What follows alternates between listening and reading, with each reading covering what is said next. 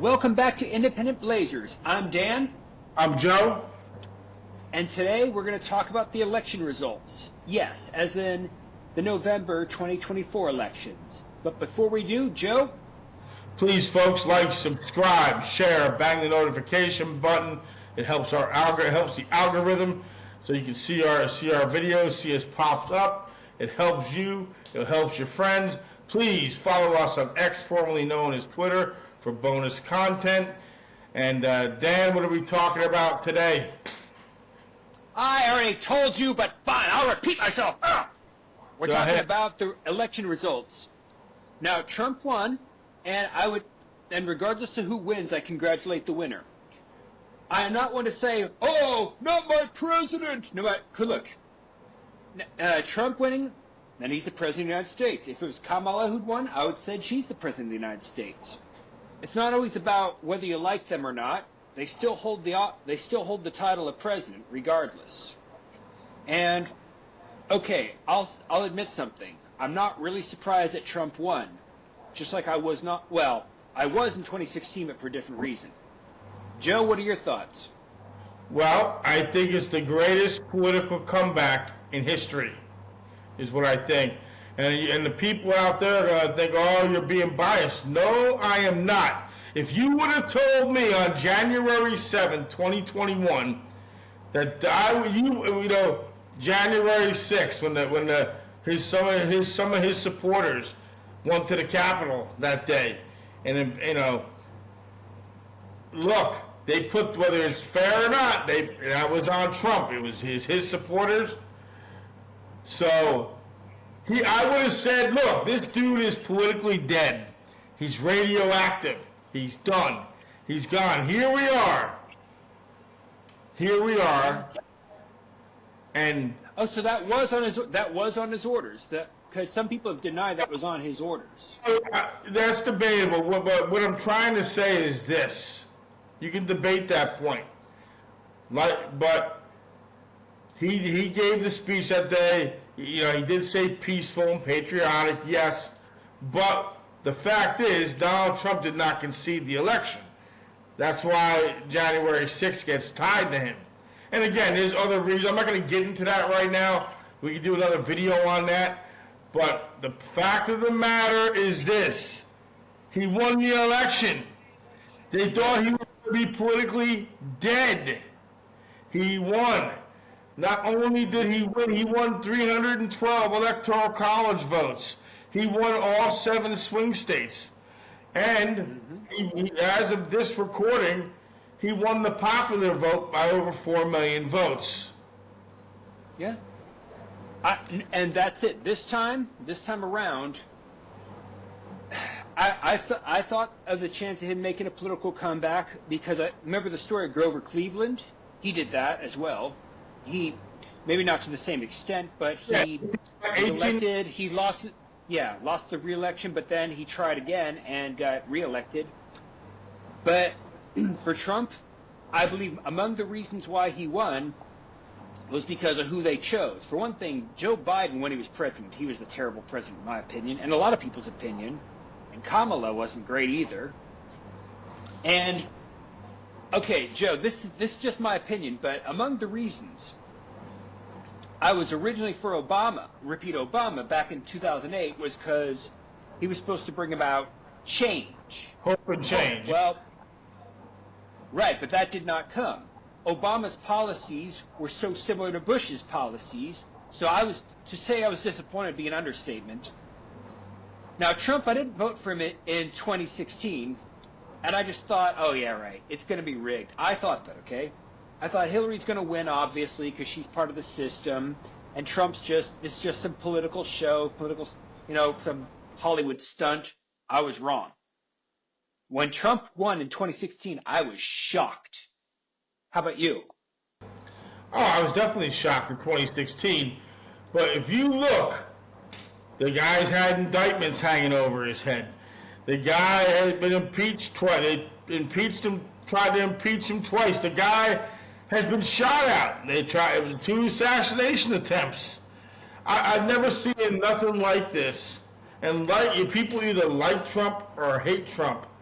but you can't deny it was the greatest political comeback ever. And he's more popular today than he's ever been.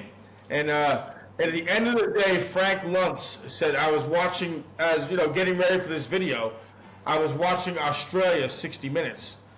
And in the Australian version of 60 Minutes. And for those out there who are not in America, it's a news show. It's on in America and also in Australia. He said Donald Trump actually read the American public better than most people, the experts, did.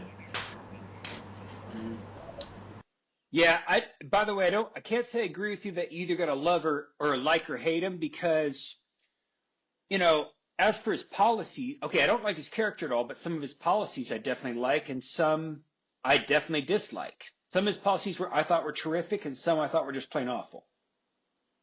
So I'm not one of the people who either loves or hates him. Well, folks, it comes down to this. Donald Trump, whether you like it or not, guess what? He's coming in stronger than ever. The Republicans have the Senate. They as of this recording, they have 50. They're gonna have 53 seats. They're gonna control the Senate, and their chances are, is a strong chance they're controlling the House. And you know what? Say what you want, but Donald Trump has a great deal to do with that. For example, 10 counties in California flipped from blue to red. Texas got redder. It is already a red state. Florida got even redder. Here's for the first time in 1988, Miami-Dade County went red. New York. I thought. Yeah, Listen. I thought Miami-Dade. No, since 1988, it was red. George Herbert Walker Bush was the first to take it in a presidential election. That is, yeah, in the midterms of 2022, yes, but in a presidential election. So, Pennsylvania counties that normally went for Joe Biden flipped to Donald Trump. So he has somewhat of a mandate, and people were tired. Look, want to talk about the economy and inflation? Yes, that's obvious. The border, yes, but a bigger issue also was men and women's sports, LGBTQ plus, and the abortion issue didn't help him that much this time. Yeah, okay. As far as gay rights, and by the way, I see a difference between gay rights and LGBTQ and all that. You know, Trump was said in an interview back in, I think, 2008. He said, not even an interview, sorry, in a clip. He was supporting gay rights. He was talking to a guy saying, and the guy admitted he was gay, and he said, hey, well, that's why they have menus in restaurants. Excuse me. He said, I might want steak, you might want spaghetti. And he said, and that's the beauty of menus. And meanwhile, what's his name? Joe Biden was saying that he believed a marriage was between a man and a woman. Now, me personally, I support gay rights either way, and Trump has even said he would vote for a gay politician. So we could talk about that. You can debate that, another issue. My point is the Democrats focused on that stuff too much. People cared about a couple of things. Two things were the economy and the border. And yes, the other parts of it was Trump did make men playing in women's sports an issue. I think then the other issue was the Republican Party is much broader now, has a lot more minorities, and a working class coalition. Mm-hmm. All right. That's true, although the Republican Party is not what it used to be, and I'm not necessarily saying that in a bad way. A crude, rude, obnoxious narcissist like Trump, I'd rather have go and govern than a guy who says, yes, I believe in family values. This is a good Christian country. You know, those guys? No. After Bush, I was like, no, hell no. Well, Bush made me appall the Republican Party. Not that I was a Democrat either, but Bush and Obama, those two made me hate each of their parties. So, and I'm going to be accused in this video of favoring Trump. Listen, for all the people out there that get sensitive, I'm just telling you the facts. Yes, is Trump controversial? Hell yeah! Does he say they're better? Yes. Does he say things that make me cringe? Yes. Does he do things I don't like? Yes. So for all you ones out there, let me get that out of the way. But you can't deny the fact that it's the greatest comeback in modern history since 1892. Can't deny it. For the first time in 20 years, a Republican presidential candidate won the popular vote. You can't deny that. He is coming in with more power than ever this time. Yeah, he says things. He goes on these tangents. Yeah. Is he a flawed person? Hell yeah, he's flawed. Hell yeah, he is. But you know what? Sometimes it's better to know the devil, go with the devil you know, than the one you don't know. And a lot of Trump supporters have that philosophy. I've heard that philosophy before, and sometimes, okay, I'd rather somebody be openly corrupt, openly arrogant, than smile to your face and stab you in the back. That's my philosophy. As for Trump's character, okay, he's not someone I'd want in my living room. He's not someone I'd invite to my parents' place for dinner. He's not somebody I would trust. If I had a daughter, I wouldn't trust him around her. But as far as his economic policies, I actually thought those were good when he was president. I didn't like listening to his voice. I didn't like the things he said to other people. I didn't like the way he treated people or the way he degraded and condescended upon.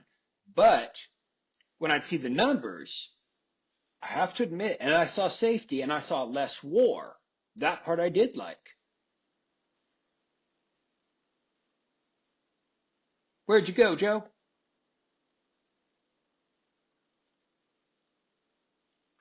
Joe, you're muted.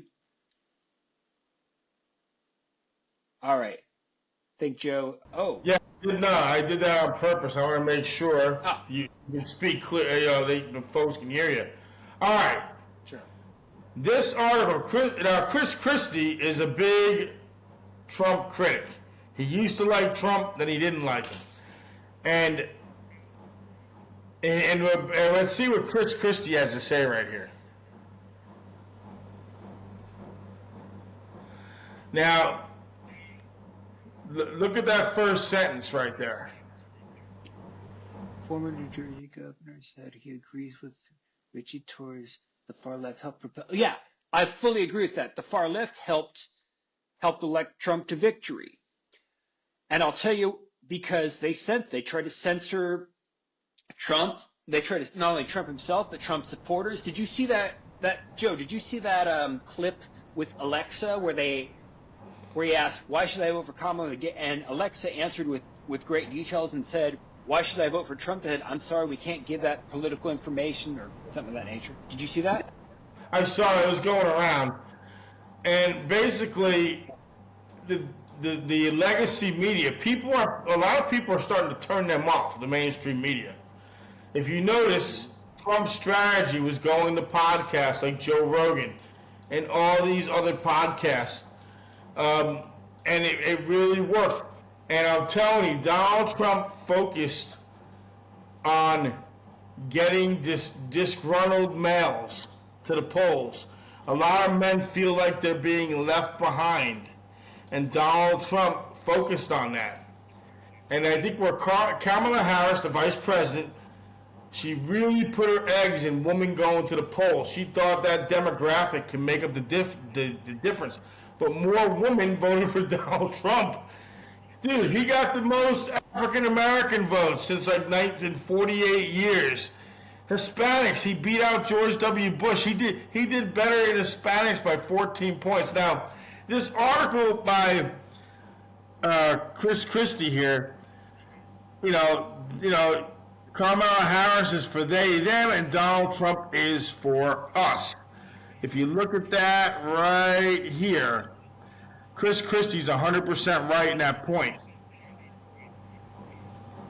Mm-hmm. Yeah, he is. And unfortunately, whenever you even slightly disagree with someone and they immediately label, you say, okay, I like some of Trump's policies, say, oh, you're a supporter of his. Why don't you just unfriend me? It's like, whoa, whoa, whoa, I'm not a Trump supporter. I said I'd like some of his policies. Oh, come on, you're supporting fascism. It's like, oh, shh. I've tried to explain time and time again, but no, people either you condemn him, you hate him to the core, or you support him. I'm like, no. You can like some of his policies and dislike other policies. Look, Donald Trump is confident. He says crazy crap. I get it. But you can't deny he hammered on the border. He hammered on the economy. He focused on he's for the police. He's for the firemen. Let me take the firemen out of it. Yes, well, specifically the police. He's for ICE. He's for Border Patrol. Trump hammered on simple points. And like it or not, as the left loves to criticize Donald Trump's word salad, Kamala, the Vice President Harris, had word salad of her own. And when when Joe Biden, the president, calls Trump supporters garbage. Yeah, Trump has said controversial stuff. Tons of it. Oh, that's putting it. He's been saying it for years. It's nothing new. But the fact is, he went on the podcast, he held a lot of rallies, and he hammered on 3 or 4 simple things. And people, if you take away the pandemic, a lot of people said, well, look, I don't like Trump, but the world didn't blow up in his first 4 years, like the media said it would. That's right. So, oh, go ahead. No, go ahead, Dan. Well, another way that the left definitely helped him win was, okay, when he did the alternative media, which was Joe Rogan's podcast. Now, everyone knows who Joe Rogan is, or almost everyone. The fact that he has, at least 30 million followers. And when it was well known that he was going to be on the show, and he did go, and suddenly they shadow banned that, I'm thinking, gee, these guys are committing political suicide. They're asking themselves to lose. And I could say that I'm not with anybody who wants to censor media or free speech or anything. Now, look, I believe like the philosopher Voltaire. I may disapprove of what you have to say, but I'll defend to the death your right to say it. And this includes people of any ideology. The only time I draw the line is when they directly incite violence. That's when I draw the line. But otherwise, Joe? Well, you look right now, the Republicans have 52, Democrats 47. They called the race in Pennsylvania. It actually should be 53. McCormick is in a very close race. The AP called that race, so that should be 53 right there. The House, there's still some outstanding House races. The magic number is 218. So the Republicans, as of this recording, are at 216. The Democrats are at 209. So Donald Trump, he faced a lot of resistance in his first term. And of course, he probably still will. But it's going to be a little easier for him because he's going to have some allies here, and he's going to have the Senate and possibly the House. Mm-hmm. So it's going to be interesting. His second term is going to be interesting. A second Grover Cleveland, for that matter. Well, we're going to see if he's going to keep his promise. Can he bring peace in Ukraine? Can he stop that war? Look, whoever the president is, there's a lot of problems. Inflation's still going on. Issue with Russia and Ukraine, and as of this recording, folks, Ukraine says Russia's doing a troop buildup by the border. So There's also the problem: is Trump going to pour out of NATO? A lot of European allies fear that. I would say no. I would say no to that. But again, buckle up, because guess what? Hurricane Trump is back, whether you like it or not. And he's back in town riding on a horse. And he's coming in stronger than ever this time. Yeah. And I gotta say, for those of you who are, okay, those of you who are complaining so much about it, don't forget, if you're a hardcore anti-Trump and you condoned censoring him, sorry that you helped make it this way. I don't like the way things are politically. I haven't liked that for a long time, if ever, since I've been aware. But no, the people made this the way. If I had my way, half that Congress would be in jail. Look, and then what's funny, the people embracing Liz and Dick Cheney. To me, I'm sorry, Dick Cheney is a war criminal. Okay? Thank you. He's a war criminal. So, all of a sudden, because Dick Cheney, you love Dick Cheney. Cry me a river. No, Dick and that is a war criminal. If you want Donald Trump in jail, you better put Dick Cheney in that area too. You can make an argument for the last several presidents. And again, go ahead, Dan. I'm just going to say I concur. Among the reasons I could not get with Kamala's party is because people like Dick Cheney were endorsing her, and that's the same system. I'm like, people would say, oh, that's such a conspiracy theory. No, the fact that Dick Cheney is openly endorsing that same party, no, they're one and the same. That's the same, what do you call it, deep state? What else do they call it? Shadow government, cabal, what John D. Rockefeller called it, which he admitted to starting. And so, no. People have asked me too, well, you didn't like Trump and you didn't like Bush either, but if the two were to go against each other and you had to vote for one, I said, sadly, I would take a rude and nasty man like Trump over a systemic administration like the Bushes, who pretend to be all about family values when they're going to war with other countries. And for all you people that complain about Donald Trump, I believe personally it's because of George W. Bush and Barack Obama you have Donald Trump. Yeah. Back in 2016, Hillary Clinton was the same system as George W. Bush and Barack Obama. She represented no real change. And Trump, well, he was offering change, a very scary change at that, but he was basically coming through with what Obama said he would do, which was change the system. And other than Hillary Clinton being a woman itself, that there was no real change. And so, yeah. Well, I'll admit I have mixed emotions when it comes to Donald Trump. I'll freely admit that.